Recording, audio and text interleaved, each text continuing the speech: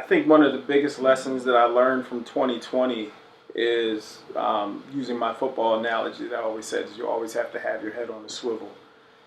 You always have to be able to change at will because whatever something gives you that particular day, you may have to call the audible and change it.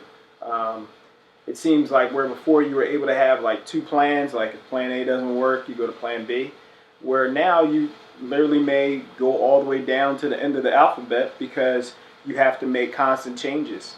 Uh, 2020 has definitely let me learn that um, you have to be comfortable with making a mistake and don't blame yourself for it because there really isn't really a right or wrong. You just have to always keep pressing forward.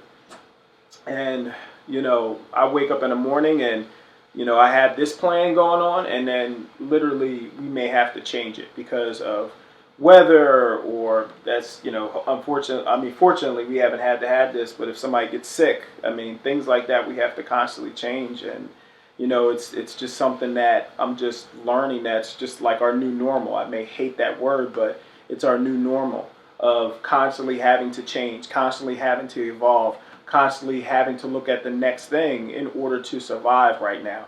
And I'm a firm believer that the one thing that 2020 has taught me, even though it's been probably one of the worst years, is it is called survival of the fittest.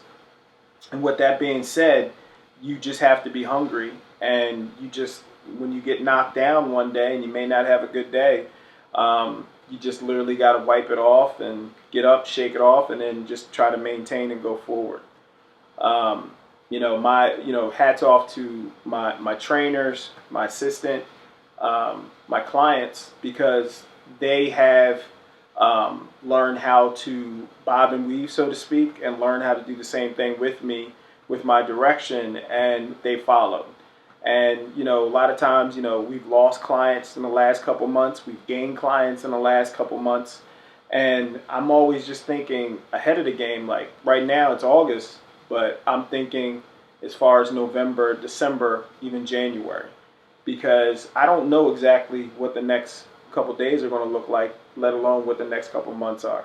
So I have to think about like, you plan things in like quarters or whatever, but I have to think about, what the climate is possibly going to be at that time, like just say November.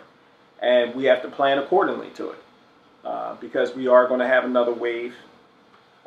We are going to have cases. There could be a case here, could be a case in Montgomery County, could be at one of the schools, local schools, outbreak or whatever. All I can do here is to keep the lines of communication with my members, with my employees, and then taking all the steps possible, as well as the people coming in here to keep the place clean, keep it sanitized,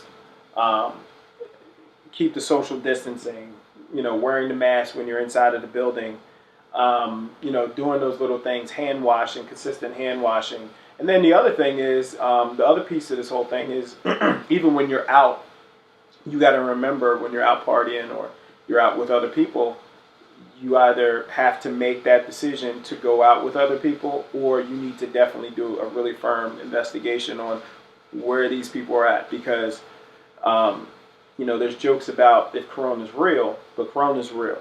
And Corona has really changed our economy.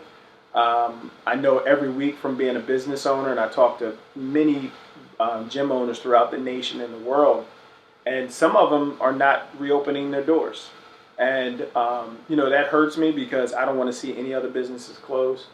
But then, it also gives me, like, hey, Aaron, you're doing a pretty good job of what you're doing. And it's kind of hard for me to sometimes give myself props, but, I must be doing something a little bit right. And I have to sometimes sit back and smell the roses, so to speak. But, this is really affecting a lot of businesses. And I think using, like I said, the lesson that I learned from this whole thing, you definitely have to just keep your head on a swivel, pivot at all times, be prepared to adjust at a second's notice, and then just try to keep the lines of communication so that when we have to do these pivots and these quick changes, that everybody will flow. And you know, that's what I've learned through this whole pandemic, to, you know, racial tension, politics are nuts, and all that. So one thing that I will say is that we just have to just come together as one and learn from each other and get better. And that's our message here at A Game.